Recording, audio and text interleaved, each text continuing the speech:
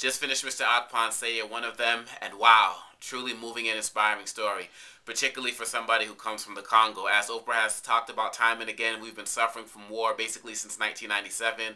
Millions of people have been killed or died from disease, and I was actually working in Congolese refugee camps a few years ago as well, and it was so sad because I was even meeting family members for the first time when I was in Congo, who I met in the morning. When I got home, they were dead from a common cold. I had a 22-year-old cousin who died of a cold the same day that I met him, working in the refugee camps, looking at girls saying that they are condemned to death because of their predicament.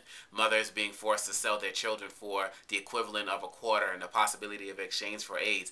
I saw these things on a daily basis, and though it was depressing at times, I was also motivated by the spirit of the Congolese people that I was working with. And they always felt that there was going to be a better day, that something was before them, except in those extreme circumstances of those girls who were being used as sex tools.